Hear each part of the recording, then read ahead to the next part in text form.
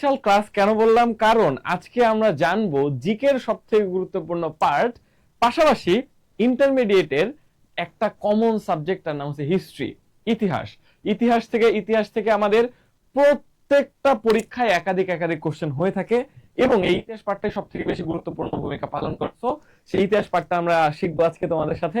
So কে কোথা থেকে আজকে ক্লাসটিতে যুক্ত হলো একটু ভাইকে জানাও, ভাইকে ঠিকঠাক শুনতে পাচ্ছ কিনা তাই একটু কষ্ট করে ভাইকে কমেন্ট বক্সে জানিয়ে দাও। ওকে, আমরা খুব দ্রুত সময়ের মধ্যে ক্লাসে প্রবেশ করে যাব। কারা কারা যুক্ত হলা এবং এবং প্রত্যেকটা ক্লাস কিন্তু তোমাদের জন্য খুবই ইম্পর্টেন্ট এবং মেমোরেবল। আজকে আমরা অনেক কিছু শিখবো, ইতিহাসের খুবই গুরুত্বপূর্ণ কিছু টপিক শিখবো।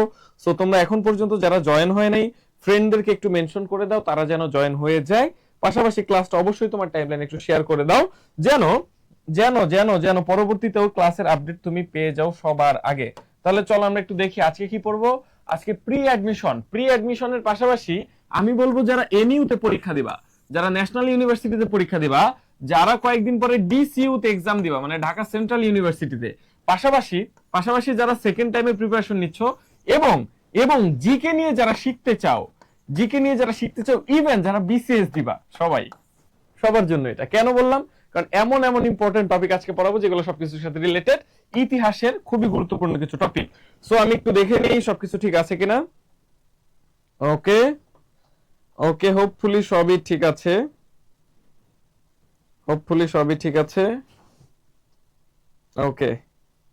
ওকে, সো একটু দেখতে চাই তোমাদের কার কি উপস্থিতি, একটু ভাইকে জানাও। তোমরা একটু শেয়ার করে দাও ক্লাসটা, আমিও শেয়ার করে দিচ্ছি।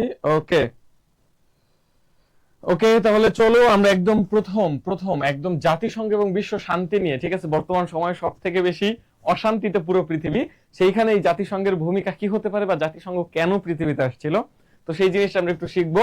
ওকে, প্রথম কথা, জাতিসংঘের জন্য একটা সম্মেলন, মস্কো সম্মেলন অনুষ্ঠিত হয় কবে? আমি জানি তোমরা এটা অনেকেই পারবা এবং যারা পারবা না তাদের জন্য শেখার অনেক কিছু থাকবে এখানে। ওকে, সো একটু কষ্ট করে এটা উত্তর করো। পাশাপাশি তোমার ফ্রেন্ড এখন পর্যন্ত যারা জয়েন হয় নাই ক্লাসে, ওদেরকে একটু জয়েন হইতে বলো, ওদেরকে একটু মেনশন করে দাও। ওকে, যেন ওরা জয়েন হয় এবং ক্লাসটা শেয়ার করে দাও। শেয়ার করে ভাইকে একটু কমেন্ট বক্সে ডান লেখো। ওকে, সো অনেকেই তোমরা যুক্ত হয়ে যাচ্ছ। আমি কি বললাম? মস্কো সম্মেলন। দেখো, জাতিসংঘের ইংরেজিতে আমরা কি বলি? জাতিসংঘকে ইংরেজিতে বলি দা ইউনাইটেড নেশন। ওকে, ইউনাইটেড নেশন। এই জাতিসংঘ পৃথিবীতে কেন আসলো? জাতিসংঘ আসার আগে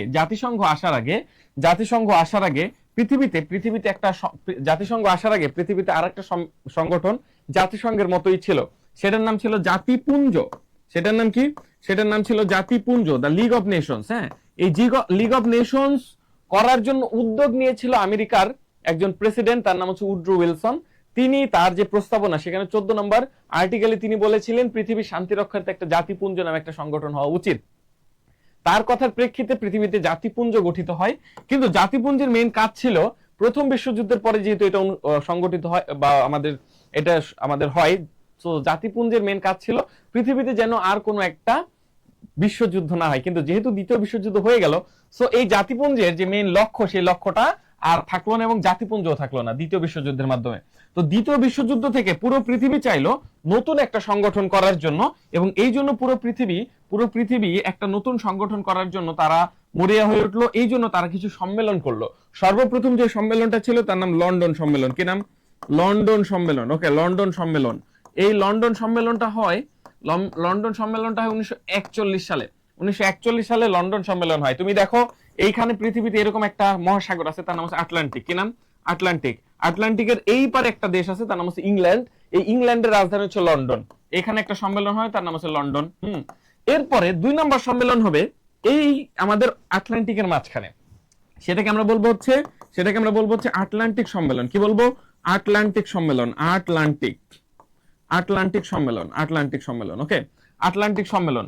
এই লন্ডন সম্মেলনে জাতিসংঘ করার কথা প্রথম ভাবে, এবং আটলান্টিক সম্মেলনে জাতিসংঘ করার জন্য সেই সময় পৃথিবীর সবথেকে ক্ষমতাধর 2জন ব্যক্তি। একজনের নাম কি? একজনের নাম হচ্ছে, ক্ষমতাধর সবথেকে বেশি 2জন ব্যক্তির একজনের নাম হচ্ছে উইনস্টন চার্চিল, তিনি হচ্ছে ইংল্যান্ডের প্রাইম মিনিস্টার। আরেকজন কে ছিল বলতো? আরেকজন ছিল ফ্রাঙ্কলিন ডি রুজভেল্ট, আমেরিকার প্রেসিডেন্ট। এই 2জন মিলে জাতিসংঘ করার জন্য জাতিসংঘ হচ্ছে সনদ স্বাক্ষরিত করে। এরপরে তুমি জানো আটলান্টিক পাড়ি দিলে এই কোনায় হচ্ছে ইউএসএ, এই কোনায় কে? ইউএসএ। ইউএসএ রাজধানী কি? ইউএসএ রাজধানী হচ্ছে ওয়াশিংটন ডিসি। তার মানে পরের যে সম্মেলন তার নাম হচ্ছে ওয়াশিংটন ডিসি সম্মেলন। ওয়াশিংটন ডিসি সম্মেলন। ডিসির ফুল ফর্ম কি? ডিসির ফুল ফর্ম হচ্ছে ডিস্ট্রিক্ট অফ কলম্বিয়া। হ্যাঁ, তো ওয়াশিংটন ডিসি সম্মেলন হয় এখানে। এবং এই ওয়াশিংটন ডিসি সম্মেলনে প্রথম এই ওয়াশিংটন ডিসি সম্মেলনে আমেরিকার যে প্রেসিডেন্ট ফ্রাঙ্কলিন ডি রুজভেল্ট তিনি জাতিসংঘের নামকরণ করেন ইউনাইটেড নেশনস। ক্লিয়ার? ওকে, ক্লিয়ার। এখন এই যে মস্কো সম্মেলন, এই মস্কো সম্মেলনটা কেন গুরুত্বপূর্ণ? এই মস্কো সম্মেলন, আরো অনেকগুলো সম্মেলন ছিল এর মধ্যে, ধরো এই যে ইয়াল্টা সম্মেলন, এরপরে আরো আমাদের তেহরান সম্মেলন, অনেকগুলো সম্মেলন ছিল। এর মধ্যে একটা গুরুত্বপূর্ণ সম্মেলন ছিল হচ্ছে এই মস্কো সম্মেলন, যেটা হয় 1943 সালে। কত সাল? 1943 সাল। ঠিক আছে, ওকে। মুকসিদুল আলম ডান, আমাদের হচ্ছে অরুণ চন্দ্র, ওকে। আচ্ছা, শহীদুল হক আসসালামু আলাইকুম। ওয়ালাইকুম আসসালাম। বিলাসী পরিশ্রমী আয়েশা পড়ছে। আচ্ছা ঠিক আছে, আয়েশা পড়ছো। যারা শেয়ার করে দিয়েছো তার একটু কমেন্টসে ডান লেখো। আমাদের হচ্ছে মুকসিদুল আলম, তোমাকে থ্যাংক ইউ। ওকে, আমরা আসি 1945 সালে কি হয়? 1945 সালে এই আমাদের ইউনাইটেড নেশন প্রতিষ্ঠা হয়। 1945 সালে প্রতিষ্ঠা হয়। ঠিক আছে, 1947 সালে কি হয়? 1947 সালে ভারতের দেশ ভাগ হয়।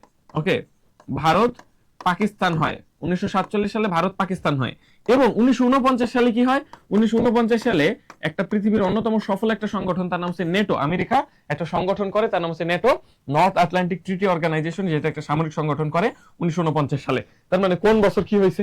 একটা প্রশ্ন থেকে তুমি কতগুলো প্রশ্ন উত্তর জানছো? একটা প্রশ্ন থেকে মিনিমাম তুমি 10টা প্রশ্ন উত্তর জানছো, এবং প্রত্যেকটা প্রশ্ন তোমার জন্য ইম্পর্টেন্ট। ওকে ওকে। এরপরে দেখো 2 নাম্বার, কায়রো সম্মেলন। আরেকটা সম্মেলন। সে কায়রো সম্মেলনটা কবে হয় বলো? ট্রুথ লাইন কিছু কি? আচ্ছা কিছু কি? আচ্ছা ঠিক আছে, ওকে। চলো, এটার উত্তর কি হবে? একটু বলো এটার উত্তর কি হবে? কায়রো সম্মেলন। তোমরা ক্লাসটা একটু শেয়ার করে দাও ভাই, আমি আমার টাইমলাইনে একটু শেয়ার করে দিচ্ছি। ওকে, একটু টাইমলাইনে শেয়ার করে ভাইকে ডান লেখো, ঠিক আছে? ওকে, চলো আমরা এই প্রশ্নের উত্তর করি। কায়রো সম্মেলন কত সালে? কায়রো সম্মেলন, দেখো কায়রো কোন দেশ? কায়রো কোন দেশের আমাদের হচ্ছে শহর? কায়রো হচ্ছে ইজিপ্ট বা মিশরের একটা শহর। ইজিপ্ট অথবা মিশরের একটা শহর কায়রো, ঠিক আছে? সেই কায়রোতে একটা সম্মেলন হয় 1943 সালে, ঠিক আছে? এরপর 45 সালে তো জাতিসংঘ প্রতিষ্ঠাই হয়, এবং জাতিসংঘ প্রতিষ্ঠা হয় যেই সম্মেলনের মাধ্যমে, তার নাম হচ্ছে সান ফ্রান্সিসকো সম্মেলন। কি নাম? সান ফ্রান্সিসকো সম্মেলন, যেটা আমেরিকাতে একটা সম্মেলন হয়, সান ফ্রান্সিসকো সম্মেলন। এই সান ফ্রান্সিসকো সম্মেলনের মাধ্যমে আমাদের জাতিসংঘ আলটিমেটলি প্রতিষ্ঠা হয়। এবং জাতিসংঘ একদিনে হয় নাই। জাতিসংঘ 1941 সাল থেকে শুরু করে 1945 সালে 11টা সম্মেলন করছে। মোট কয়টা? মোট হচ্ছে 11টি সম্মেলন। এই 11টি সম্মেলন কত থেকে কত সাল? 1941 থেকে 1945 সাল পর্যন্ত 11টা সম্মেলনের মাধ্যমে এই জাতিসংঘ প্রতিষ্ঠা হয়, ঠিক আছে? ওকে, এরপর 3 নাম্বার কোশ্চেন, জাতিসংঘের ঘোষণাপত্র কয়টি অধ্যাদেশ আছে? জাতিসংঘের যে ঘোষণাপত্র হয়, সেই ঘোষণাপত্রে মোট কয়টি অধ্যাদেশ আছে আমরা একটু জানতে চাই। জাতিসংঘের ঘোষণাপত্রে মোট কয়টি অধ্যাদেশ আছে? জাতিসংঘের ঘোষণাপত্রে মোট কতটি অধ্যাদেশ আছে? ওকে ওকে ওকে ওকে আচ্ছা, এই প্রশ্ন উত্তর করো। জাতিসংঘের যে ঘোষণাপত্রটা ছিল, সেই ঘোষণাপত্রে মোট কতটি অধ্যাদেশ ছিল বলো? ওকে ওকে ওকে, জাতিসংঘের এই অধ্যাদেশ বা এই অধ্যাদেশটা বা আমাদের জাতিসংঘের ঘোষণায় মোট কয়টি অধ্যায় আছে? মোট জাতিসংঘের যে ঘোষণাটা হয়, সেটা হয় 1945 সালে। কত সাল? 1945 সালে। এবং যেই সম্মেলনে হয়, সেই সম্মেলনের নাম হচ্ছে সান ফ্রান্সিসকো সম্মেলন। একটু আগে তোমাকে আমি বলছি, সর্বশেষ সম্মেলন। এই সম্মেলনের মাধ্যমে আলটিমেটলি জাতিসংঘ প্রতিষ্ঠা হয়। ওকে, সান ফ্রান্সিসকো সম্মেলন। এই সান ফ্রান্সিসকো সম্মেলনে এই জাতিসংঘের ঘোষণাপত্র হয়, যেখানে অধ্যায় ছিল হচ্ছে সব থেকে ছোট সংখ্যা এবং সব থেকে বড় সংখ্যা 19টি, ঠিক আছে? এবং হচ্ছে আমাদের অনুচ্ছেদ ওকে, জাতিসংঘের অনুচ্ছেদ ছিল কয়টা? অনুচ্ছেদ ছিল সব থেকে ছোট সংখ্যায় 3 বার, 111টি। 111টি অনুচ্ছেদ ছিল এবং হচ্ছে আমাদের কয়টা? মোট হচ্ছে 111টি অনুচ্ছেদ এবং 19টা অধ্যায়। যেরকম বাংলাদেশের হচ্ছে জাতীয় সংবিধান যেটা, সেই বাংলাদেশের সংবিধানে কিন্তু আমাদের 11টা অধ্যায় আছে এবং আমাদের 153টা অনুচ্ছেদ আছে। ওইরকম ওদের অধ্যায় হচ্ছে 19টা, অনুচ্ছেদ হচ্ছে 111টা। এবং এটা স্বাক্ষরিত হয় কবে? এটা স্বাক্ষরিত হয় এই যে 1945 সালের কত তারিখ? 1945 সালের কত তারিখ বলো?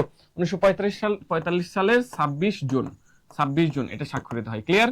26 জুন আমাদের সান ফ্রান্সিসকো সম্মেলন স্বাক্ষরিত হয় এবং এখানে স্বাক্ষর করেন মোট 50টি দেশ। 50টি দেশ। কয়টি দেশ? 50টি দেশ। ক্লিয়ার? একটা জায়গা থেকে কতগুলা তথ্য? এটার উত্তর কি হবে?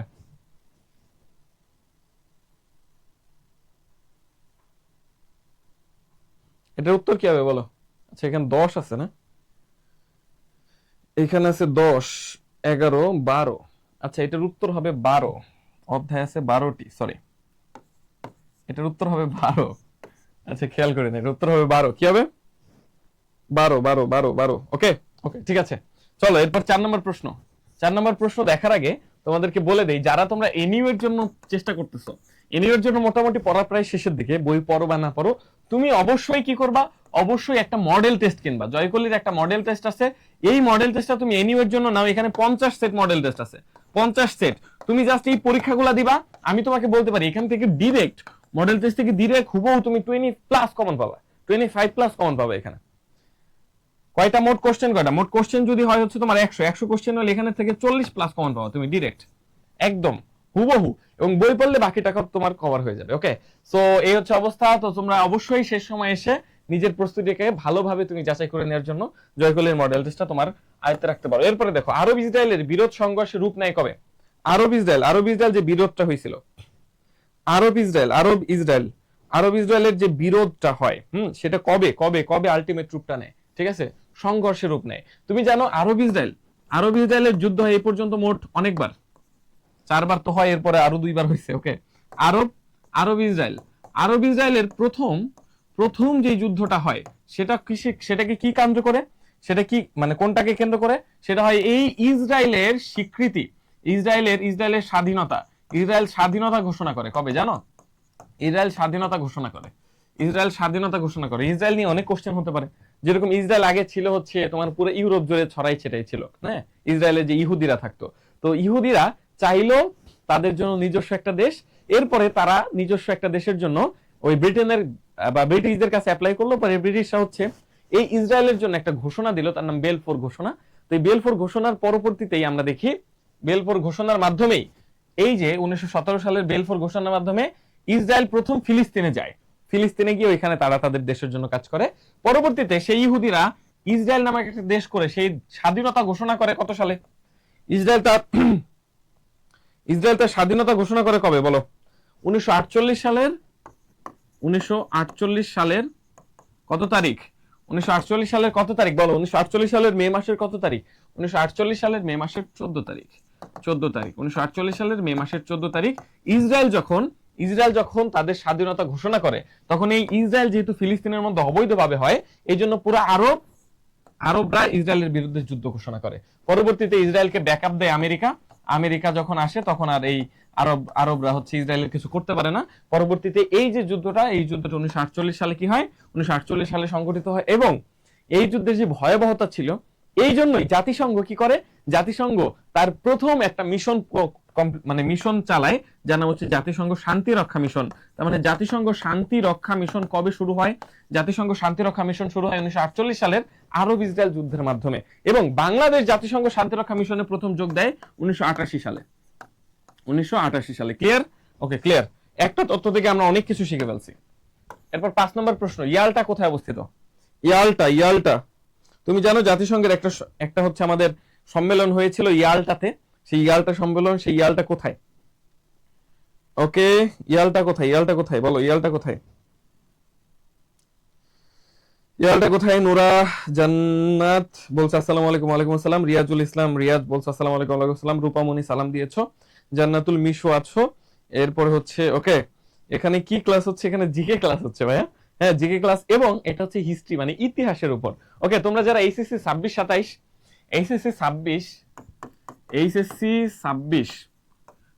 অথবা 27 ব্যাচের আছো, তোমরা অবশ্যই ক্লাসটা করবা।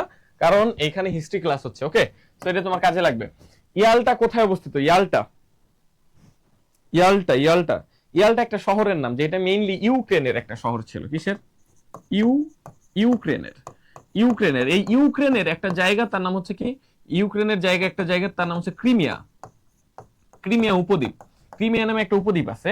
এই উপদ্বীপের একটা জায়গার নাম হচ্ছে কি আমাদের ইয়াল্টা। কি নাম? ইয়াল্টা। ইয়াল্টা নামে একটা জায়গা। এখন কথা হচ্ছে এখানে তো আমাদের ইউক্রেন নাই, এখানে আছে কি রাশিয়া। দেখো এই ক্রিমিয়া উপদ্বীপটা এটা দখল করে 2014 সালে 2014 সালে এটা দখল করে কে? এটা দখল করে রাশিয়া।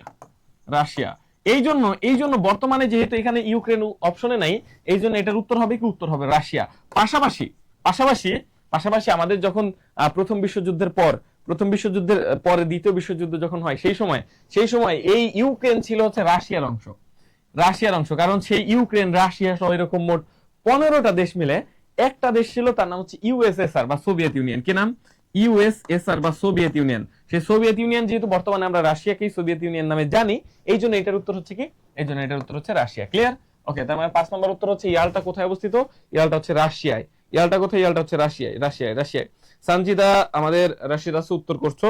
এরপর হচ্ছে মাহমুদ ওয়ালি, এরপর হচ্ছে আমাদের উর্মিলা পল বৃষ্টি। ঠিক আছে, ওকে। এরপর 6 নম্বর প্রশ্ন, কত সালে ইয়াল্টা সম্মেলন আন্তর্জাতিক সংস্থা ইউনাইটেড নেশনস ডিক্লারেশন আন্তর্জাতিক সংস্থায় গঠনের সিদ্ধান্ত নেয়? তার মানে জাতিসংঘের মোট যেই জাতিসংঘ গঠনের ক্ষেত্রে মোট 11টা সম্মেলন ছিল, বলছি না? 11টা সম্মেলন হয়, একটা দুইটা না, 11 বার সম্মেলনের মাধ্যমে এই জাতিসংঘ ক্রিয়েট হয়। সে 11টা সম্মেলন যেই হয়েছিল, এই যে 11টা সম্মেলন হয়েছে, এই 11টা সম্মেলনের মাধ্যমে সবার শেষে 11 নম্বর সম্মেলন ছিল সান ফ্রান্সিসকো। ঠিক আছে, সান ফ্রান্সিসকো। এর আগের যে সম্মেলন সেটার নাম হচ্ছে ইয়াল্টা সম্মেলন। কি নাম? ইয়াল্টা সম্মেলন। এই ইয়াল্টা সম্মেলন, ওকে, ইয়াল্টা সম্মেলন। এই ইয়াল্টা সম্মেলন হয়েছে 1945 সালে। কত সাল? এই কত সাল বলো, নকল করা যাবে না, কত সাল বলো? ইয়াল্টা সম্মেলন কত সালে হয়? ইয়াল্টা সম্মেলন কত সালে হয়? 1945 সাল। এবং এই ইয়াল্টা সম্মেলনে কি হয়? এই ইয়াল্টা সম্মেলনে হয় হচ্ছে জাতিসংঘের যে স্থায়ী পরিষদের যে 5টা রাষ্ট্র, P5 মানে পার্মানেন্ট 5, কে পার্মানেন্ট 5 মানে যারা ভেটো দিতে পারবে, ভেটো ক্ষমতা সমৃদ্ধ যে 5টা দেশ, সেই 5টা দেশ কি কি? আমেরিকা, ব্রিটেন, ফ্রান্স, চায়না আর হচ্ছে আমাদের রাশিয়া। এই 5টা দেশ হচ্ছে ভেটো পাওয়ার প্রদান করা হয় এই ইয়াল্টা সম্মেলনের মাধ্যমে। ক্লিয়ার? কত সাল? 1945। এবং জাতিসংঘের ইতিহাসে সবথেকে গুরুত্বপূর্ণ সম্মেলন যেটা, সেটার নাম হচ্ছে ব্রেটন উডস। কি নাম? ব্রেটন উডস সম্মেলন। এবং এই ব্রেটন উডস সম্মেলনটা হয় 1944 সালে। 1944 ওর কত সালে? 1944। এবং এই সম্মেলনের মাধ্যমে 3টা প্রধান সংগঠনের জন্ম হয়। একটা হচ্ছে ওয়ার্ল্ড ব্যাংক, বিশ্ব ব্যাংক। এরপরে হচ্ছে IMF, ইন্টারন্যাশনাল মনিটারি ফান্ড। এবং আরেকটা হচ্ছে তোমার GATT, general agreement of trade and treaty, এই টাইপের একটা সংগঠন। ওকে, তো এই গ্যাট সহ আমাদের হচ্ছে ওয়ার্ল্ড ব্যাংক, যারা মোট পুরো পৃথিবীর ইকোনমি এখন নিয়ন্ত্রণ করে, এই সংগঠনগুলো হয়। পাশাপাশি ডলারকে আন্তর্জাতিক হচ্ছে মুদ্রা হিসেবে স্বীকৃতি দেয় এই ব্রেটন উডস সম্মেলনের মাধ্যমে। ক্লিয়ার? ওকে। এরপর 7 নম্বর প্রশ্ন দেখো, জাতিসংঘের আন্তর্জাতিক আদালতে বিচারকের সংখ্যা কত? জাতিসংঘ কিন্তু একটা সংগঠন না। দেখো তোমাকে আমি যদি বলি, কেউ যদি ঢাকা ইউনিভার্সিটিতে কখনো এসে থাকো, ঢাকা ইউনিভার্সিটিতে যদি কখনো এসে থাকো, যেহেতু আমি ঢাকা ইউনিভার্সিটিতে পড়ি, আমি তোমাকে উদাহরণটা সহজে দিতে পারবো। তুমি কিন্তু স্পেসিফিক একটা বিল্ডিং কে দেখাই বলতে পারবা না যে এইটা ঢাকা ইউনিভার্সিটি। ধরো ঢাকা ইউনিভার্সিটি অনেকগুলো ইনস্টিটিউশন আছে, অনেকগুলো ফ্যাকাল্টি আছে, অনেকগুলো ডিপার্টমেন্ট আছে, অনেকগুলো ভবন আছে, এর অনেকগুলো হল আছে, এই পুরো একাডেমিক আমাদের পুরো অনেক কিছু আছে, ধরো হচ্ছে প্লেগ্রাউন্ড আছে, অনেক কিছু আছে। পুরো জায়গাটা মিলিয়ে আমরা বলবো ডিইউ। কোন স্পেসিফিক বিল্ডিং কে দেখাই কিন্তু আমরা বলতে পারবো না ডিইউ। ওইরকম জাতিসংঘকে আমরা স্পেসিফিক ভাবে ওই ডিপার্টমেন্ট বা ওই জিনিসটাকে দেখাই কিন্তু আমরা বলতে পারবো না এটা জাতিসংঘের মোট 6টা অঙ্গ সংগঠন আছে। সেই 6টা অঙ্গ সংগঠনকে তুমি যখন এক করবা, তখন সেটা হয় জাতিসংঘ। ক্লিয়ার? এর মধ্যে একটা গুরুত্বপূর্ণ অঙ্গ সংগঠনের নাম হচ্ছে আন্তর্জাতিক আদালত। কি নাম? আন্তর্জাতিক আদালত, যেটাকে আমরা বলি আইসিজে। আইতে হচ্ছে ইন্টারন্যাশনাল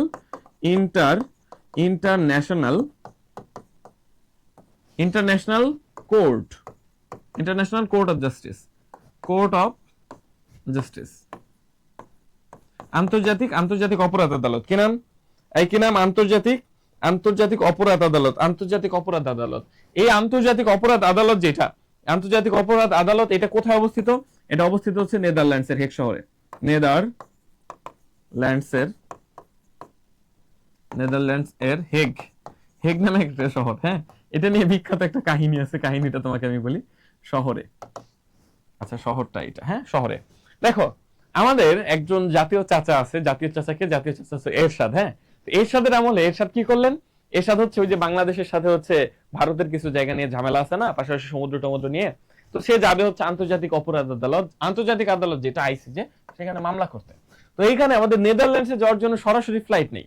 তো সে কি করলো? সে ঢাকা থেকে জার্মানিতে গিয়ে নামলো। জার্মানির যেই শহরে গিয়ে নামলো সেই শহরের নাম হচ্ছে বোন। কি নাম? বোন। তো যখন বনে গিয়ে নামলো তখন তখন নিউজ পেপারে, বাংলাদেশের নিউজ পেপারে হচ্ছে হেডলাইন আসছে, এরশাদ সাহেব ঢাকা থেকে বনে গেলেন। কোথায় গেলেন? ঢাকা থেকে বনে গেলেন।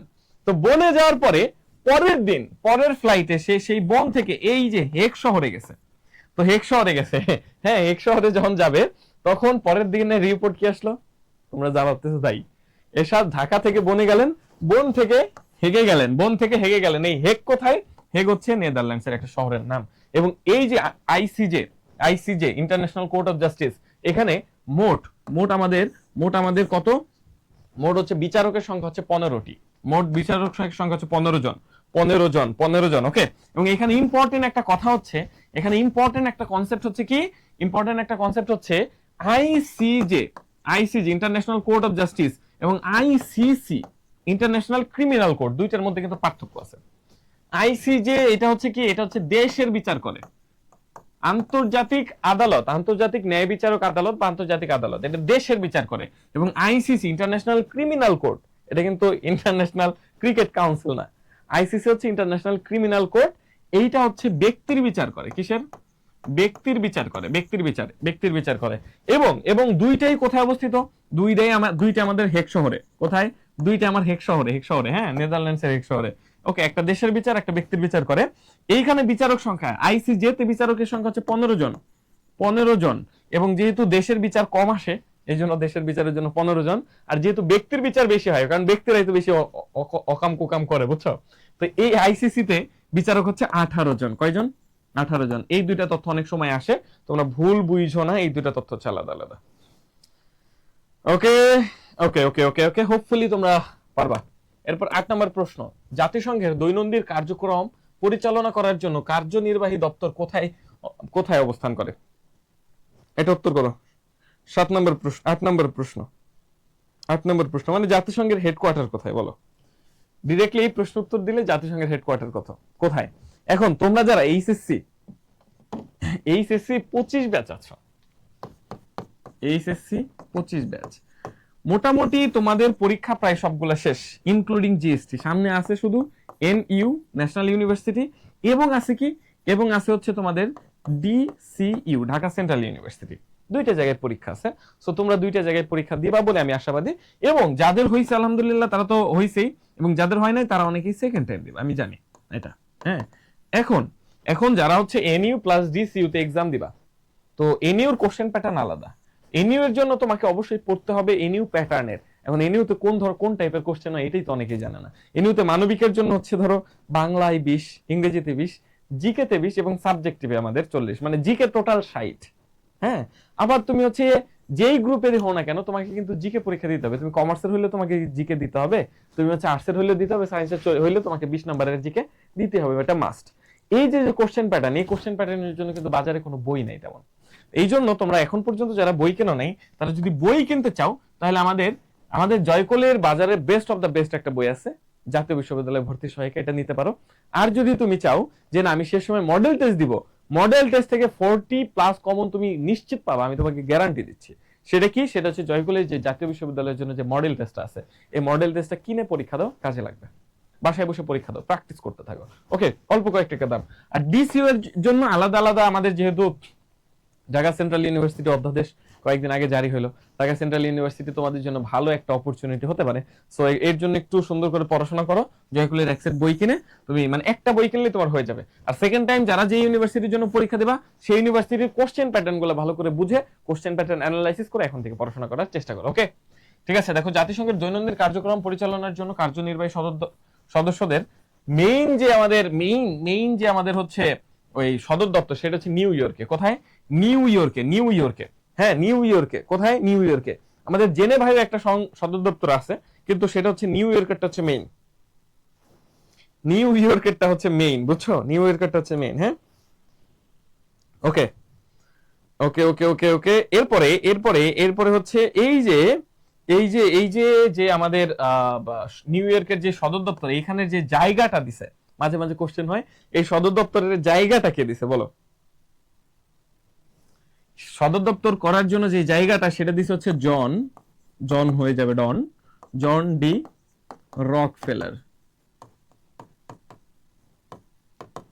ঠিক আছে, জন ডি রকফেলার। ইনি হচ্ছে এই জাতিসংঘের যে সদর দপ্তর নিউ ইয়র্কে হবে, সেই নিউ ইয়র্কে যেই জমির উপরে এই সদর দপ্তরটা, সেই জমি দান করেছে জন ডি রকফেলার। ক্লিয়ার? ওকে। এরপর দেখো, 1945 সালে জাতিসংঘ প্রতিষ্ঠা লগ্নে সদস্য সংখ্যা ছিল 51টা। হ্যাঁ, সান ফ্রান্সিসকো যে সম্মেলনটা হয় সেখানে তোমাদের পড়াইছি, ওইখানে মোট 50টি দেশ ছিল, প্লাস পরে এসে পোল্যান্ড যুক্ত হয়। পোল্যান্ড এসে যুক্ত হয়। মোট 51টা দেশ নিয়ে জাতিসংঘ তার যাত্রা শুরু করে 1945 সালের 24 অক্টোবর। এর জন্য 24 অক্টোবরকে জাতিসংঘ দিবস বলা হয়। ক্লিয়ার? ওকে। এবং জাতিসংঘের বর্তমান দেশ কয়টা, এটা তোমার পারা উচিত। জাতিসংঘের সদস্য বর্তমান দেশ কয়টা? আসসালামু আলাইকুম আফসানা মিম। ওয়ালাইকুম আসসালাম। কোন টপিকের ক্লাস? এটা হচ্ছে হিস্ট্রি, আমাদের জিকের হিস্ট্রি পার্ট। ওকে, পাশাপাশি ইন্টারমিডিয়েটের হিস্ট্রি। হ্যাঁ, উর্মিলা পল বৃষ্টি নেদারল্যান্ডসের হেগ শহরে। এরপর রূপামণি হচ্ছে এরশাদ সাহেব ঢাকা থেকে বনে গেলেন, বন থেকে হেগে গেলেন। ওকে ওকে। এরপর হচ্ছে উর্মিলা পল বৃষ্টি আটে। এরপরে 9 বলছে আমাদের সাইফুল ইসলাম, 9 বলছে গ। আচ্ছা, দেখো, পুরো পৃথিবীতে বর্তমানে স্বাধীন দেশ আসছে 195টা। এদের মধ্যে 2টা দেশ এখনো জাতিসংঘের সদস্য না। কে? জাতিসংঘের সদস্য না যেহেতু 2টা দেশ, তার মানে 153টি দেশ হচ্ছে ইউএন এর সদস্য, জাতিসংঘের সদস্য। এই 2টা দেশ যে সদস্য না, সেই 2টা দেশ কি? এক নম্বর হচ্ছে ভ্যাটিকান সিটি। এক নম্বর তার নাম কি? ভ্যাটিকান। আর 2 নম্বর কি বলো? 2 নম্বর হচ্ছে কসোভো নামে একটা দেশ আছে, কসোভো। এই 2টা দেশ স্বাধীন কিন্তু জাতিসংঘের সদস্য না। এবং জাতিসংঘের পর্যবেক্ষণ দেশ আছে কয়টা জানো? জাতিসংঘ কোন 2টা দেশকে এখন পর্যবেক্ষণে রাখছে? পর্যবেক্ষণ দেশ হচ্ছে 2টা। এক নম্বর ভ্যাটিকান এবং 2 নম্বর হচ্ছে প্যালেস্টাইন বা ফিলিস্তিন। ভ্যাটিকান এবং ফিলিস্তিন, এই 2টা দেশ, এই 2টা দেশ জাতিসংঘের পর্যবেক্ষণ দেশ। ওকে, সো এই টাইপের কোশ্চেন অনেক হইতে পারে। তার মানে এটার উত্তর কি হবে? এটার উত্তর হচ্ছে 193। একটা কোশ্চেন থেকে, প্রত্যেকটা কোশ্চেন থেকে তুমি কতগুলো কোশ্চেন জেনে যাচ্ছ? অনেক কোশ্চেন জেনে যাচ্ছ, রাইট? ওকে। পরে 10 নম্বর, বাংলাদেশের জাতিসংঘের কততম সদস্য দেশ? ওকে, বাংলাদেশ আয়েশা সিদ্দিকা 193। আচ্ছা, আয়েশা সিদ্দিকা আমাদের মনে হয় অনেক আগেকার স্টুডেন্ট। এরপর হচ্ছে মাহাদি আহমেদ, এরপর রূপা, এরপর হচ্ছে উর্মি, এরপর হচ্ছে ইভা আখি, নোরা জান্নাত, সানজিদুর রশিদ, এরপর হচ্ছে চামিলি, এরপর হচ্ছে উর্মিলা পল বৃষ্টি। পল না পাল না? আচ্ছা, পল পাল এই একই উচ্চারণ। হ্যাঁ, ওকে, এই একই কথা, পল পাল একই জিনিস। তুমি হচ্ছে পালকে ইংরেজিতে পল উচ্চারণ করে। ওকে, ইভিকা পল তুমি শুনছো না? একটা নায়িকা আছে না, কিছুদিন আগে ছবি করলো। হ্যাঁ, ওকে, ওইটা পল বলা যায়, পালও বলা যায়। ঠিক আছে, ওই যে রায়ও বলা যায়, রয়ও বলা যায়, একই কথা। ক্লিয়ার? ওকে।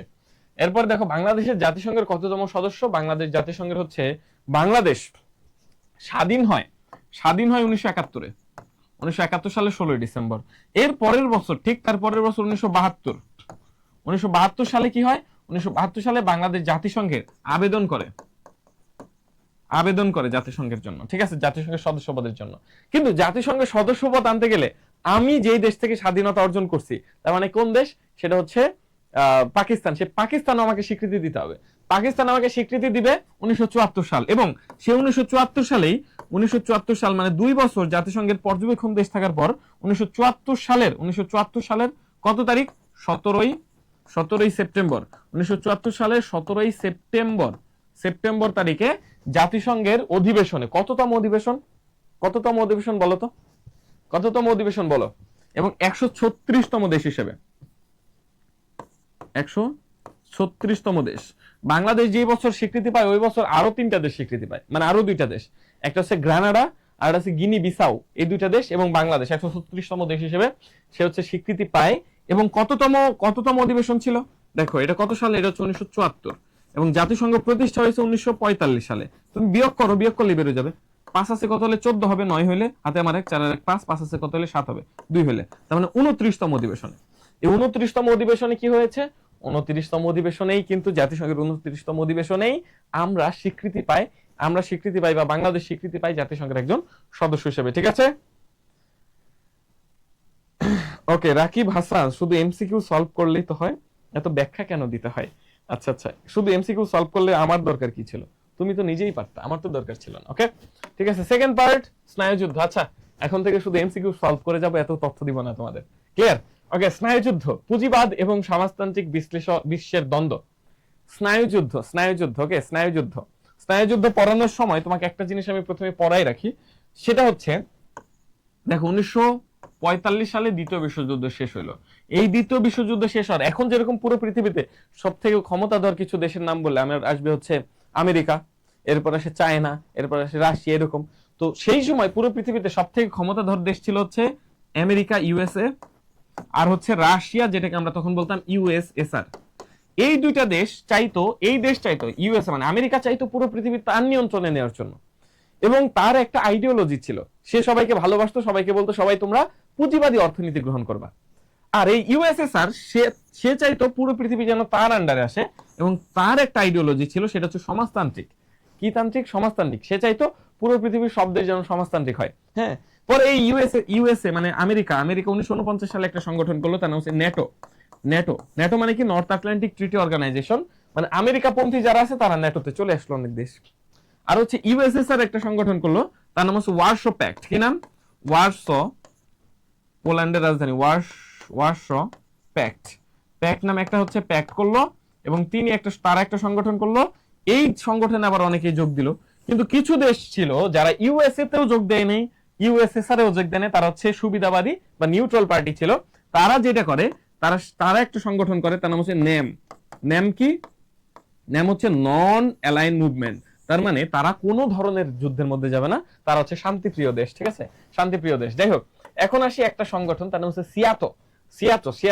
এই সিয়াটো হচ্ছে আমেরিকা করে কেন? কারণ আমেরিকা চায় সবাই পুঁজিবাদী থাকুক, কেউ যেন সমাজতান্ত্রিক না হয়। এই সমাজতান্ত্রিক না হওয়ার জন্য আমেরিকা কি করবে? আমেরিকা হচ্ছে সাউথ ইস্ট এশিয়া, মানে দক্ষিণ পূর্ব এশিয়া, ওকে, দক্ষিণ পূর্ব এশিয়া, তার মানে সাউথ ইস্ট এশিয়া। এই সাউথ ইস্ট এশিয়া, ওকে, সাউথ ইস্ট এশিয়া এসে কি করলো? সাউথ ইস্ট এশিয়া একটা চুক্তি করলো, সাউথ ইস্ট এশিয়া ট্রিটি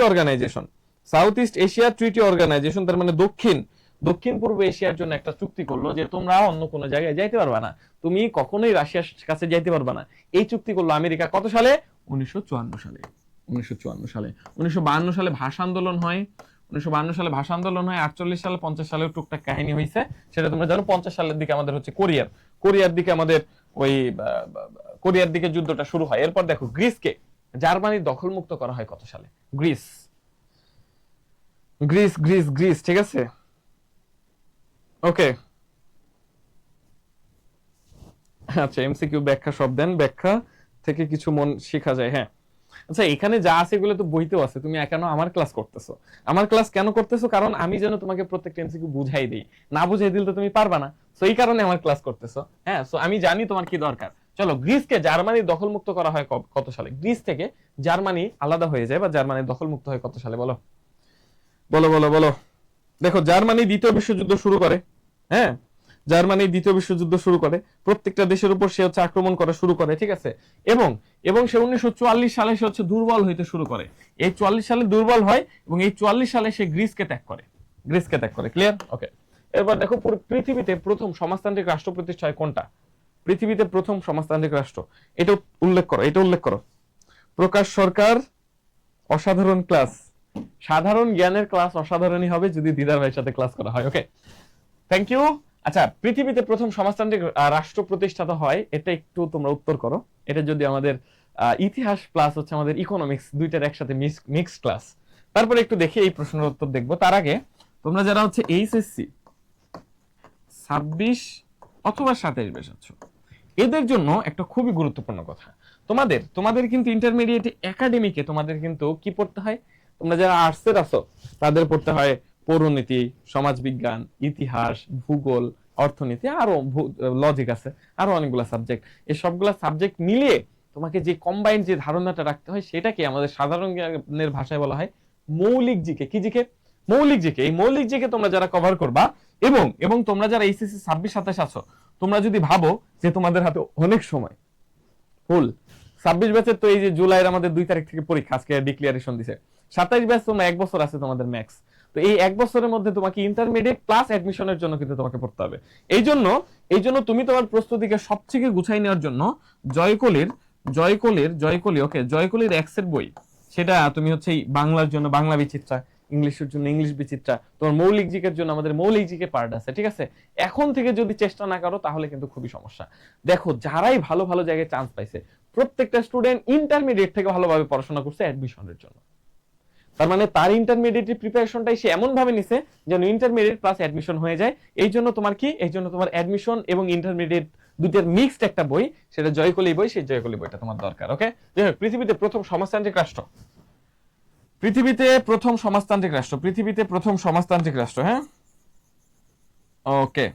পৃথিবীতে অনেকগুলো রাষ্ট্র আছে, অধিকাংশ রাষ্ট্র পুঁজিবাদী, বাকি সবাই হচ্ছে সমাজতান্ত্রিক, হ্যাঁ নাকি? অধিকাংশ রাষ্ট্র হচ্ছে পুঁজিবাদী আর বাকি অল্প হচ্ছে সমাজতান্ত্রিক। তো এই পুঁজিবাদী রাষ্ট্র এবং সমাজতান্ত্রিক রাষ্ট্র প্রথম প্রতিষ্ঠা হয় 1917 সালে। 1917 সালে একটা বিপ্লব হয়, তার নাম হচ্ছে রুশ বিপ্লব। কি নাম? রুশ বিপ্লব, নর্থ ফরাসি বিপ্লব, রুশ বিপ্লব। রাশিয়ায় একটা বিপ্লব হয় যেটাকে রাশিয়ান বিপ্লব বলা হয়, যেটাকে রুশ বিপ্লব বলা হয়, যেটাকে আমাদের বলশেবিক বিপ্লব বলা হয়, কারণ সেই সময় বলশেবিক নামক একটা দল, তার আন্ডারে এই বিপ্লব হয়, বলশেবিক বিপ্লব। এটাকে বলা হয় হচ্ছে অক্টোবর বিপ্লব। এটাকে বলা হয় 10 দিনের বিপ্লব। এটাকে বলা হয় সমাজতান্ত্রিক বিপ্লব, এটাকে বলা হয় রাশিয়ান বিপ্লব, ঠিক আছে? রাশিয়ান বিপ্লব, অনেকগুলো নাম। এটা কোথায় হয়েছে? এটা রাশিয়ায় হয়েছে। এবং এই বিপ্লবে নেতৃত্ব দেয় যে, তার নাম হচ্ছে ভ্লাদিমির পুতিন না, কিন্তু তার নাম ভ্লাদিমির লেনিন। কি নাম? লেনিন, হ্যাঁ, লেনিন নামে একজন ব্যক্তি ছিল, তিনি নেতৃত্ব দেয় তার আন্ডারে রাশিয়ায় যে জার সিস্টেম ছিল, মানে রাজা সিস্টেম ছিল বা সামন্ত সিস্টেম ছিল, সেইটা একদম পড়ে গিয়ে তারপর তারা হচ্ছে রাশিয়ায় সমাজতান্ত্রিক একটা দেশ করে। তার নাম হচ্ছে, সেই দেশটার নাম ছিল হচ্ছে USSR, United Soviet socialist republics. তার মানে ইউনাইটেড সোভিয়েত সোশ্যালিস্ট রিপাবলিক্স একটা সমাজতান্ত্রিক দেশ হিসেবে পৃথিবীর প্রথম একটা দেশ, সমাজতান্ত্রিক দেশ। 1922 সালে এটা গঠিত হয়। 1922 সালে এই দেশটা জার্নি শুরু করে। ক্লিয়ার? ওকে, কোথায়? রাশিয়ায়। 4 নম্বর কোশ্চেন, স্নায়ুযুদ্ধ কি? আসলে যুদ্ধ চলতেছে না, যুদ্ধের মতো কিছু, হ্যাঁ, যেরকম হচ্ছে তোমরা হচ্ছে ওই এটা বুঝবা, যারা হচ্ছে যাদের মোটামুটি পাখি থাকে, বুঝছো? যাদের মোটামুটি পাখি থাকে, হ্যাঁ, এই পাখির সাথে তোমাদের যখন মিষ্টি ঝগড়া করো না, মিষ্টি ঝগড়া করার যেই ঝগড়া করো, ঝগড়া মানেই তো খারাপ, তো ঝগড়া যখন করো তখন কি তোমরা ফাইট করো? একদম ডিসুম বক্সিং করো? বক্সিং তো করো না। এই যুদ্ধটা কেমন চলে? একদম নীরবে যুদ্ধ চলে, অথবা মনের যুদ্ধ চলে, ঠিক আছে? এই মনের যুদ্ধে আসলে তুমি ডিরেক্ট ফাইট করতেছো না, ইনডিরেক্টলি ফাইট করতেছো। এই মনের যে যুদ্ধ, যেই যুদ্ধের আসলে কোনো বাস্তবে কিছু নাই, জাস্ট মনের যুদ্ধ, এবং একটা দেশ আরেকটা দেশের সাথে ডিরেক্ট যুদ্ধ না করে ইনডিরেক্ট যুদ্ধ করে, সেটা হচ্ছে যুদ্ধের মতো অবস্থা যখন থাকে তখন সেটাকে আমরা বলি স্নায়ুযুদ্ধ, ঠিক আছে? 4 নম্বর প্রশ্ন উত্তর স্নায়ুযুদ্ধ। 5 নম্বর প্রশ্ন উত্তর কি হবে বলো? এইটা না পারলে দেবো মাইর, এটার উত্তর কি হবে বলো? ওকে, এইটার উত্তর কি হইতে পারে বলো? সাইফুল ইসলাম, এরপর হচ্ছে উর্মিলা, এরপর হচ্ছে আমাদের নূরে জান্নাত, মেহেদি হাসান, এরপর হচ্ছে চামিলি, ইভা, শাহালুম আছো, এরপর হচ্ছে সঞ্জিরা রশিদ, এরপর হচ্ছে নিখিল সাহা, সাইফুল ইসলাম। 5 উত্তর কি হবে? 5 উত্তর আমাদের স্নায়ুযুদ্ধের ইংরেজি প্রতিশব্দ। দেখো এখানে কোল্ড ওয়ার, কোল্ড মানে কি? কোল্ড মানে হচ্ছে একদম শীতল যুদ্ধ, এটাকে শীতল যুদ্ধ বলা হয়, স্নায়ুযুদ্ধ বলা হয়। কি বলা হয়? শীতল যুদ্ধ, শীতল যুদ্ধ অথবা স্নায়ু যুদ্ধ একই কথা। ওকে, এরপর হট ওয়াটার, হট ওয়াটার কোনটা? হট হট ওয়াটার না, হট ওয়ার। ওকে, গরম পানি না, গরম যুদ্ধ, যেই যুদ্ধে ডিরেক্ট যুদ্ধ হচ্ছে। এই যে ধরো এখন ইরান এবং ইসরায়েল যুদ্ধ হচ্ছে ডিরেক্ট, এইরকম যুদ্ধ যেটা সরাসরি যুদ্ধ হচ্ছে সেটাকে গরম যুদ্ধ বা হচ্ছে হট ওয়ার বলে। সিভিল ওয়ার এটাকে বলে গৃহযুদ্ধ, গৃহযুদ্ধ। হ্যাঁ, ধরো হচ্ছে বাংলাদেশের সাথে যুদ্ধ হওয়ার কথা অন্য একটা দেশের, ধরো ইরানের সাথে যুদ্ধ হচ্ছে ইসরায়েলের, কিন্তু ইরানের মধ্যে মানে একটা দেশের মধ্যে বা ঘরের মধ্যেই যদি যুদ্ধ হয়, যেরকম ইরানের যদি দুইটা গ্রুপ থাকতো, সেই দুইটা গ্রুপ যদি মারামারি করতো, সেটাকে বলা হয় গৃহযুদ্ধ। যেরকম ধরো এখন বাংলাদেশ ধরো বাইরের একটা দেশের সাথে ঝামেলা লাগলো, হ্যাঁ, ধরো এখন বাংলাদেশের উগান্ডার সাথে ঝামেলা লাগলো, তাহলে এটা তো আমাদের ঘরের মধ্যে যুদ্ধ হচ্ছে না, কিন্তু ধরো বাংলাদেশে এই দুইটা পক্ষ, এক পক্ষ আওয়ামী লীগ, এক পক্ষ বিএনপি, এই দুই পক্ষ ধরো লাগিয়ে গেল, তাহলে এই দুই পক্ষ যদি যুদ্ধ লাগে সেটাকে আমরা বলবো গৃহযুদ্ধ, সেটাকে আমরা কি বলবো? গৃহযুদ্ধ। আর হচ্ছে ওয়ার্ল্ড ওয়ার মানে বিশ্বযুদ্ধ, যখন পুরো পৃথিবীর বড় বড় পরাশক্তিগুলা যুদ্ধে লিপ্ত হয়ে যায় তখন সেটাকে আমরা বলি ওয়ার্ল্ড ওয়ার বা বিশ্বযুদ্ধ। ওকে ওকে, এরপর 6 নম্বর সিয়াটো। সিয়াটো কি? একটু আগে তোমাকে বলছি সিয়াটো, সিয়াটো নিয়ে একদম প্রথম কোশ্চেন করছিলাম। এটা জাতীয় বিশ্ববিদ্যালয় ভর্তি পরীক্ষার জন্য নোমান আলী, হ্যাঁ এখান থেকে তুমি কোশ্চেন কমন পাবা, এখান থেকে। এটা 25, 26, 27 আর্টসের জন্য যারা আছো সবার জন্য, আর 25-এর তুমি যে কোনো গ্রুপের হও তোমার জন্য এটা। ওকে ঠিক আছে। সিয়াটো, সিয়াটো, সিয়াটো কি? সাউথ ইস্ট এশিয়া, দক্ষিণ পূর্ব এশিয়ার একটা অর্গানাইজেশন, চুক্তি করা একটা অর্গানাইজেশন। যেটা কিসের? যেটা হচ্ছে একটা কূটনৈতিক সমঝোতা নাকি সামরিক জোট? বলো বলো বলো বলো বলো, এটার উত্তর কি হবে? এটা হচ্ছে একটা সামরিক জোট। এটা কার বিরুদ্ধে? এটা হচ্ছে USSR, Soviet United Soviet socialist Republic, Soviet ইউনিয়নের বিরুদ্ধে বা রাশিয়ার বিরুদ্ধে একটা হচ্ছে জোট, একটা জোট যেটা হচ্ছে 1954 সালে, এটা প্রতিষ্ঠিত হয় এবং এটা শেষ হয় কবে বলো? শেষ হয় 1977 সালে, 1977 সালে। ওকে ওকে, ক্লিয়ার। এরপরে প্রশ্ন 7 নম্বর, সমাজতন্ত্র কি? সমাজতন্ত্র কি বলো? সমাজতন্ত্র, হ্যাঁ সমাজতন্ত্র একটা আদর্শ। কিসের আদর্শ? এটা একটা রাজনৈতিক মতাদর্শ। আমি তোমাকে বলছি একটা রাজনৈতিক মতাদর্শ হচ্ছে সমাজতন্ত্র। পাশাপাশি একটা সমাজ ব্যবস্থা, সমাজের সিস্টেমটা কোন ভাবে চলবে। পৃথিবীতে চারটা সিস্টেম হচ্ছে ইকোনমিক সিস্টেম। একটা হচ্ছে আমাদের পুঁজিবাদী, যেখানে রাষ্ট্রের সব সম্পদের মালিক হবে ব্যক্তি কেন্দ্রিক। তুমি যত চাও তুমি তত বড় লোক হইতে পারো, মানুষ যত চায় তত গরিব হয়। এই সোসাইটিতে গরিব এবং বড়লোক মানুষের সংখ্যা বেশি। একটা হচ্ছে সমাজতান্ত্রিক, এখানে রাষ্ট্রের সম্পদটা সব হচ্ছে রাষ্ট্রীয় মালিকানায়, রাষ্ট্র সব সম্পদ নিজের কাছে রেখে মানুষজনদেরকে দিবে, সমানভাবে ভাগ করে দিবে। এটা হচ্ছে সমাজতান্ত্রিক। এরপর একটা আছে আমাদের ইসলামিক অর্থনীতি, না একটা আছে মিশ্র। মিশ্র হচ্ছে অনেক দেশ পুঁজিবাদীও কিছুটা মানে, সমাজতান্ত্রিকও মানে। যেরকম বাংলাদেশে প্রাইভেট ইউনিভার্সিটি আছে, পাবলিক ইউনিভার্সিটি আছে, পাবলিক হসপিটাল আছে, প্রাইভেট হসপিটাল আছে। মানে সম্পদ তার কিছু রাষ্ট্র তার নিজের কাছে কিছু রেখে দিছে, কিছু সম্পদ জনগণের কাছে ছেড়ে দিছে। এই জন্য বাংলাদেশ হচ্ছে মিশ্র আমাদের অর্থনৈতিক ব্যবস্থা। কিন্তু সমাজতন্ত্র হচ্ছে কি? সমাজতন্ত্র হচ্ছে রাজনৈতিক মতাদর্শ, নির্দিষ্ট সমাজ ব্যবস্থা। যেহেতু ক প্লাস গ নাই, এই জন্য গ নম্বরটা বাদ দিয়ে আমাদের এইটাই দাগাইতে হবে, ক প্লাস খ। ক্লিয়ার? ওকে, এরপর 8 নম্বর, রাজনৈতিক মতাদর্শ হিসেবে সমাজতন্ত্র সমাজ, প্রকৃতি এবং মানুষ সম্পর্কে যে জ্ঞান তত্ত্ব উপস্থাপন করে তার প্রতিফলনিত সমাজ ব্যবস্থায় কি? সমাজ ব্যবস্থায় অর্থনীতিতে প্রতিফলিত হয়, রাজনীতিতে হয়, রাষ্ট্রীয় সংস্কৃতিতে হয়, সবগুলোতে হয়। তার মানে এটার উত্তর হচ্ছে ঘ। ঠিক আছে? ওকে, এর পরের প্রশ্ন, সমাজতান্ত্রিক সমাজ ব্যবস্থায় উৎপাদনের উপায় সমূহের মালিকানা প্রতিষ্ঠা করা হয়। মালিক কোন ভাবে আসতে পারে? সম্পদের ব্যক্তির মালিকানা আসতে পারে, সম্পদের সমাজের মালিকানা আসতে পারে, সম্পদের রাষ্ট্রীয় মালিকানা আসতে পারে। তার মানে এটার উত্তর হচ্ছে ঘ। ওকে, এরপর শেষ প্রশ্ন আমাদের এই চ্যাপ্টারের, রাশিয়ায় বিপ্লবের মাধ্যমে সমাজতান্ত্রিক ব্যবস্থা গড়ে তোলা হয় কত সালে? এটা হচ্ছে একটু আগে তোমাকে সালটা বলছি, সেটা হয় হচ্ছে 1917 সালে। কত সাল? 1917 সালে রুশ বিপ্লব হয়।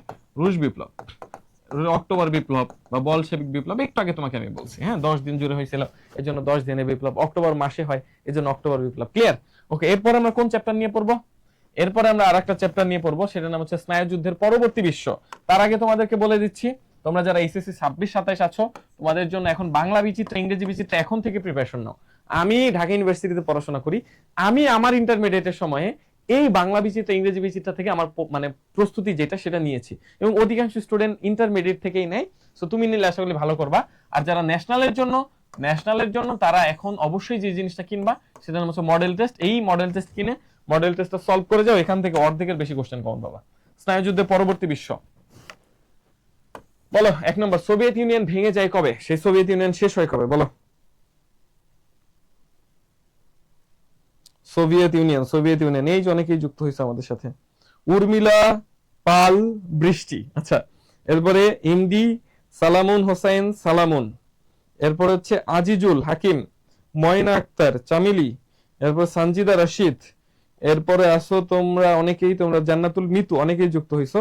সো সবাইকে থ্যাংক ইউ। ক্লাসটা যারা এখন পর্যন্ত যারা ক্লাসটা শেয়ার করো নাই টাইমলাইনে যারা শেয়ার করো নাই, ওকে শেয়ার করো নাই, তারা ক্লাসটা শেয়ার করে দিবা। এবং আমাদের কিন্তু প্রায় প্রতিদিনই ক্লাস হইতেই থাকে। সো তুমি একটু কষ্ট করে কি করবা, তুমি একটু কষ্ট করে হচ্ছে ওই প্রত্যেকদিন আমাদের পেজে একটু লক্ষ্য রাখবা কখন ক্লাস হয়। ক্লাসটা শেয়ার করে ভাই একটু ডান লিখে দাও, কেমন? আচ্ছা, স্নায়ুযুদ্ধ পরবর্তী বিশ্ব, এটা কাজে লাগবে যারা হচ্ছে এই পার্টটা বিশেষ কাজে লাগবে যারা বিসিএস দিবেন, হ্যাঁ তাদের জন্য অনেক কাজে লাগবে। সোভিয়েত ইউনিয়ন বা ইউএসএসআর, দ্বিতীয় বিশ্বযুদ্ধ শেষ হইলো, শেষ হওয়ার পরে পুরো পৃথিবী দুইটা ভাগে ভাগ হয়ে গেল। এক ভাগ হচ্ছে আমেরিকার, আরেক ভাগ হচ্ছে রাশিয়ার। এরপরে রাশিয়ার অর্থনীতি দুর্বল হয়ে গেল, রাশিয়া শেষ পর্যন্ত আর আমেরিকার সাথে পেরে উঠলো না। পরে আমেরিকাই একমাত্র পাওয়ার হয়ে গেল এবং রাশিয়া ভেঙে যায় বা সোভিয়েত ইউনিয়ন ভেঙে যায় 1991 সালে। কত সাল? 1991 সালে সোভিয়েত ইউনিয়ন ভেঙে যায় ডিসেম্বরের 25 তারিখ। 1991 সালের ডিসেম্বরের 25 তারিখ সোভিয়েত ইউনিয়ন ভেঙে মোট 15টা রাষ্ট্রের জন্ম হয়। ক্লিয়ার? ওকে, ঠিক আছে। এরপর 2 নাম্বার, এই যে সোভিয়েত ইউনিয়ন ভেঙে কয়টি রাষ্ট্রের উদ্ভব হয়? এটা পারার কথা, এটা তোমরা পারবে আমি জানি। এটার উত্তর করো, এটা তুমি পারতে বাধ্য। কেন পারতে বাধ্য? কারণ এই প্রশ্নের উত্তর মাত্রই আমি বলে দিছি। বলো তো এটার উত্তর কি হবে? এই যে তুমি পারতেছো, একটা প্রশ্ন পারলে পরেরটা পারতেছো। সোভিয়েত ইউনিয়ন ভেঙে যায় 1991 সালে। 1991 সালে এটা 1997 লিখে ফেলেছি, 1991 সালে এটা ভেঙে যায়। ভেঙে এইখানে মোট 15টা রাষ্ট্রের জন্ম হয়। 15টি রাষ্ট্রের জন্ম হয়। ধরো রাশিয়া, বেলারুশ, ইউক্রেন, হ্যাঁ, এরপর হচ্ছে লিথুনিয়া, লাটভিয়া, এরপর হচ্ছে এইদিকে এস্তোনিয়া, ওইদিকে আর অনেকগুলা দেশ আছে, ঠিক আছে। এই 15টা দেশের মধ্যে 9টি দেশ হচ্ছে ইউরোপের। 9টি দেশ কোথায়? 9টি দেশ হচ্ছে ইউরোপে। ইউরোপে মোট কয়টা দেশ? ইউরোপে 9টা। এবং বাকি যে 6টা, বাকি 6টি কোথায়? বাকি 6টি হচ্ছে এশিয়ায় পড়ছে, এশিয়াতে। ঠিক আছে, আমি ভাগ করে দিলাম। 6টি দেশ কি কি? 6টি দেশের সাথে স্থান আছে, 5টা দেশের সাথে স্থান। উজবেকিস্তান, এরপরে তুর্কমেনিস্তান, তাজাকিস্তান, এরপর হচ্ছে বলো তো কে কি?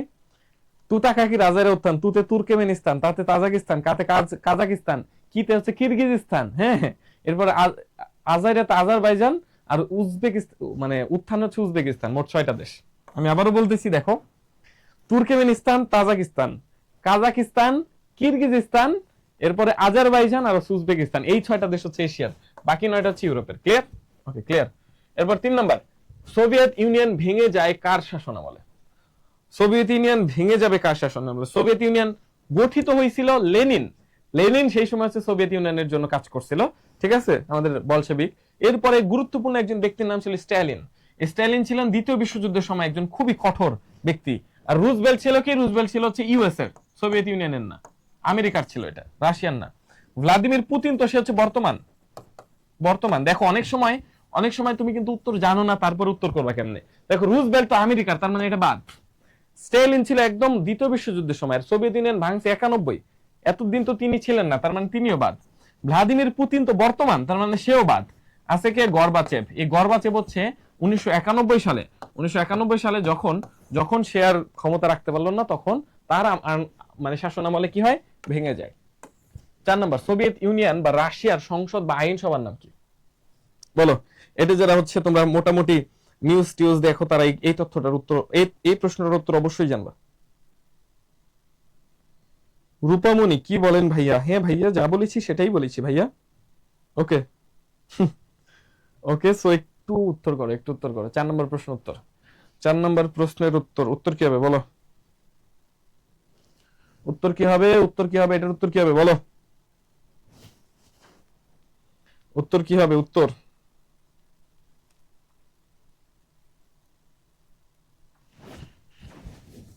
ওকে, হোয়াইট হাউস হোয়াইট হাউস কোন দেশের? হোয়াইট হাউস হচ্ছে ইউএসএ, মানে আমেরিকার।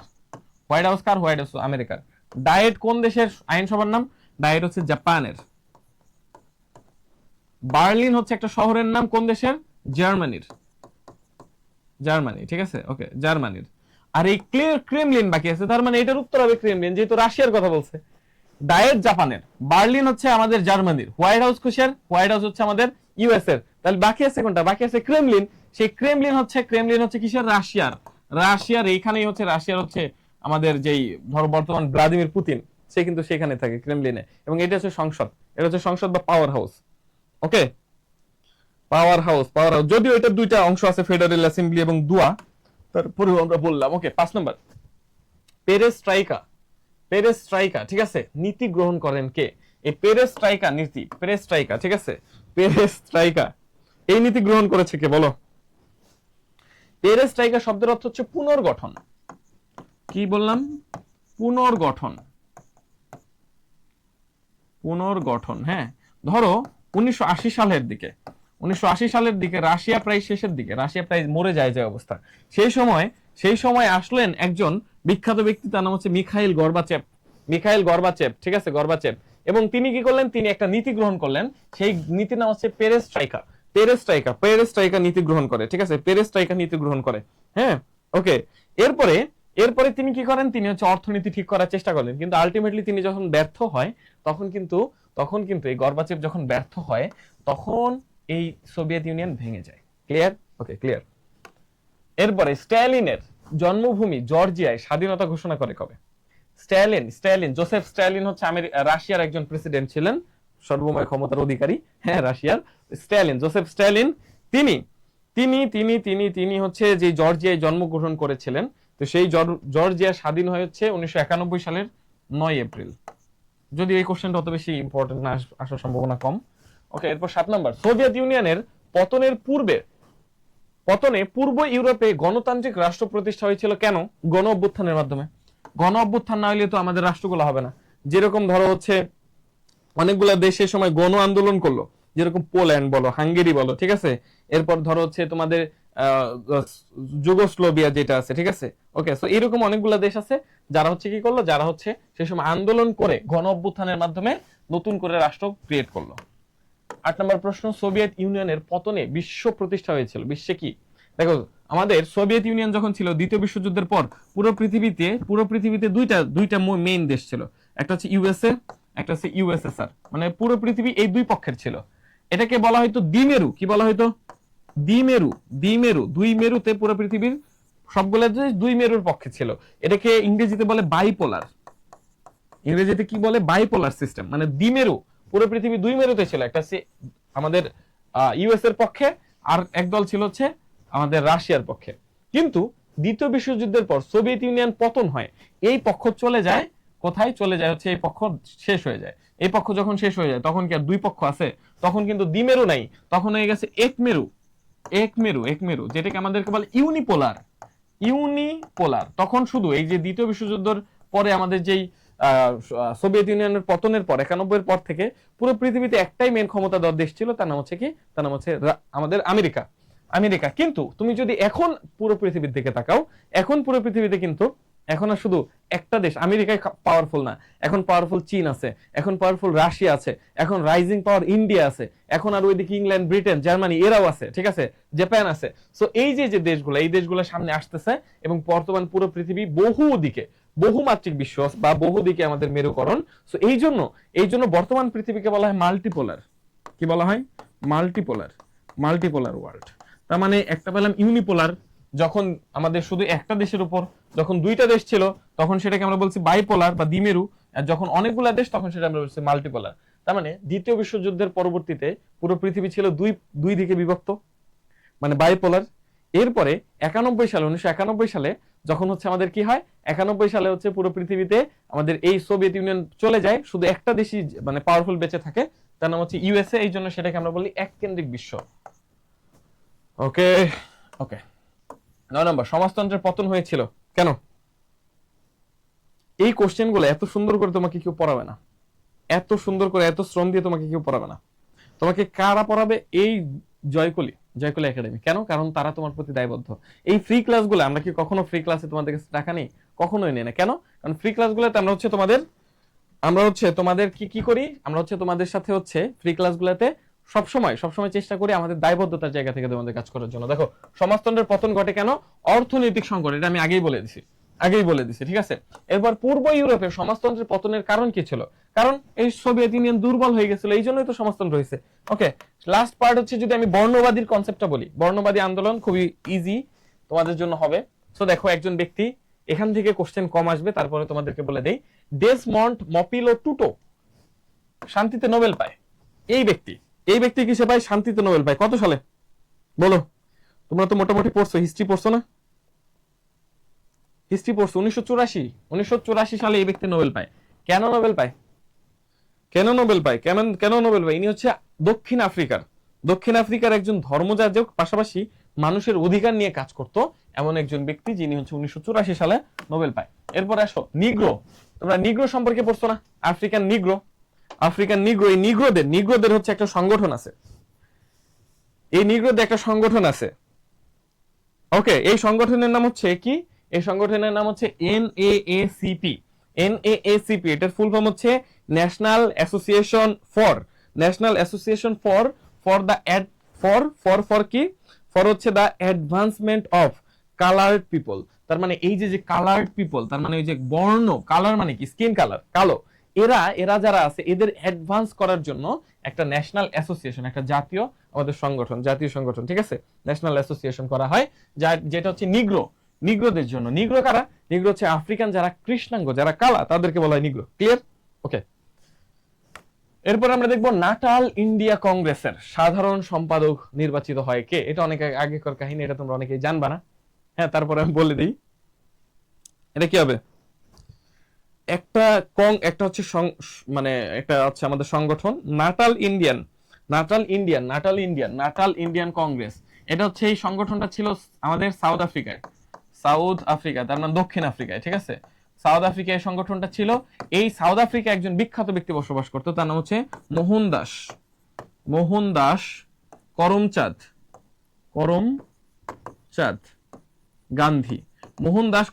গান্ধী। এই ব্যক্তিকে আমরা সংক্ষেপে চিনি, তাকে চিনি হচ্ছে মহাত্মা গান্ধী নামে। এই মহাত্মা উপাধি দেয় কে? মহাত্মা উপাধি দেয় হচ্ছে, এই উপাধি, এটা তার হচ্ছে উপাধি, এটা দেয় হচ্ছে রবীন্দ্রনাথ ঠাকুর। তিনিই ছিলেন সাধারণ সম্পাদক কার? নাটাল ইন্ডিয়া কংগ্রেসের। তখন এটা হবে মোহনদাস গান্ধী বা মহাত্মা গান্ধী, ঠিক আছে। ওকে, এরপর দেখো, বর্ণবাদ বলতে কি বোঝায়? বর্ণবাদ মানে স্কিন কালার, ঠিক আছে। স্কিন কালার হচ্ছে সাদা এবং কালা দুই ধরনের মানুষ। সাদারা হচ্ছে কালাদের থেকে শ্রেষ্ঠ, সেটাকে আমাদের বলে শ্বেতাঙ্গরা কৃষ্ণাঙ্গদের চাইতে শ্রেষ্ঠ, এটা হচ্ছে স্কিন কালার। ওকে, 4 নম্বর। এরপর আমাদের 5 নম্বর, বর্ণবাদ ব্যবস্থা প্রচলিত ছিল কোথায়? বর্ণবাদ ব্যবস্থা হচ্ছে দক্ষিণ আফ্রিকায়। হ্যাঁ, সাউথ আফ্রিকায় বর্ণবাদ আছে, তোমরা জানো। আমেরিকা ওই যে তোমরা জানো না, একজন তোমাদের ওই যে আই হ্যাভ এ ড্রিম লিখছে কে? I have a dream. Okay, এরপর রোডেশিয়া কোন দেশ বর্তমান, যেটাকে তোমরা জিম্বাবুয়ে নামে চিনো, ঠিক আছে। আমরা উল্লেখিত সবগুলো দেশে আমাদের সাদার থেকে কালাদেরকে একটু কম ভাবে দেখা হয়, এইভাবে দেখা হয়, যেন উল্লেখিত সবগুলো দেশে বর্ণবাদ ব্যবস্থা। এরপর দেখো 6 নম্বর, দক্ষিণ আফ্রিকায় ভারতীয়দের বলা হতো কি? দক্ষিণ আফ্রিকায় ভারতীয়দেরকে বলা হতো কুলি, জানো? ভারতীয়দেরকে কি বলা হতো? কুলি। ওকে, ঠিক আছে। এরপর মহাত্মা গান্ধী সর্বপ্রথম বর্ণবাদ বিরোধী আন্দোলন শুরু করে কোথায়? প্রথম আন্দোলন ভারতে করে নাই, তিনি দক্ষিণ আফ্রিকায় করছে। এরপর সে দক্ষিণ আফ্রিকা থেকে ভারতে আসে। ক্লিয়ার? ওকে, এরপরে দেখবা আমেরিকার বিখ্যাত কৃষ্ণাঙ্গ নেতার নাম কি? দক্ষিণ আমেরিকায় হচ্ছে একটা বিখ্যাত কৃষ্ণাঙ্গ নেতার নাম হচ্ছে মার্টিন লুথার কিং জুনিয়র। ওকে, তিনি কিন্তু তার এই কাজের জন্য কি পাইছে? শান্তিতে নোবেল পুরস্কার পেয়েছে। তার একটা বিখ্যাত হয়েছে ভাষণ ছিল আই হ্যাভ এ ড্রিম। এরপর দেখো 9, সত্যাগ্রহ মানে সত্যকে গ্রহণ করো। আন্দোলন কে করছে? সত্যকে গ্রহণ করছে হচ্ছে মহাত্মা গান্ধী। তিনি বলছে সত্যকে গ্রহণ করো, ঠিক আছে। ওকে, আচ্ছা, শেষ প্রশ্ন, বর্ণবাদ বিরোধী আন্দোলন হয়েছিল কোথায়? বর্ণবাদ বিরোধী আন্দোলন বেসিক্যালি হয় আমেরিকায়। ওই আই হ্যাভ এ ড্রিম কে লিখছে? বা I have a dream car? I have a dream হচ্ছে, আচ্ছা এক নিমিষে হয়ে গেল না, আই হ্যাভ এ ড্রিম হচ্ছে তোমার ওই আমাদের মার্টিন লুথার কিং জুনিয়র। ওকে, যাই হোক, আমাদের আজকের ক্লাস মোটামুটি এ পর্যন্তই। সো তোমাদের জন্য আবারও কথা, তোমাদের কারো যদি কোনো কোশ্চেন থাকে তাহলে ভাইকে বলো যে কোশ্চেনটা আছে। আর যারা হচ্ছে এইচএসসি 25 ব্যাচ আছো, তোমাদের সামনে জাতীয় বিশ্ববিদ্যালয়ের জন্য তুমি অবশ্যই জয়গুলির একটা মডেল টেস্ট কিনে, খুবই ছোট এবং অল্প দাম একটা মডেল টেস্ট কিনে তুমি বাসায় প্র্যাকটিস করো। আমি কনফার্ম করতেছি তোমার এই মডেল টেস্ট থেকে 40+ কমন, তুমি ডিরেক্ট প্রশ্ন কমন পাবা। এরপর হচ্ছে তোমরা বাকি ডিসিইউ এর জন্য ভালোভাবে প্রিপারেশন নাও, যারা সেকেন্ড টাইমের প্রিপারেশন নিবা এখন থেকে ভালো করে পড়ো। আর এইচএসসি 26-27 সময় খুবই কম, সো এখন থেকে যদি ভালোভাবে না পড়ো, এখন থেকে যদি অ্যাডমিশন বেসড ইন্টারমিডিয়েটটা না পড়ো, তাহলে কিন্তু বেশ ধরা খায় যাবা। এই জন্য তুমি চাইলে কি করতে পারো, তুমি চাইলে বাংলা বিচিত্রা, ইংরেজি বিচিত্রা, জিকেটা এখন স্কিপ করে, পুরো জিকেটা স্কিপ করে তুমি এখন মৌলিক জিকেটা কিনে পড়তে পারো। মৌলিক জিকেটা কিনে তুমি পড়তে পারো, তোমার ইন্টারমিডিয়েট ভালোভাবে কভার হয়ে যাবে। ঠিক আছে, ওকে। সো আজকের মতো এই পর্যন্তই।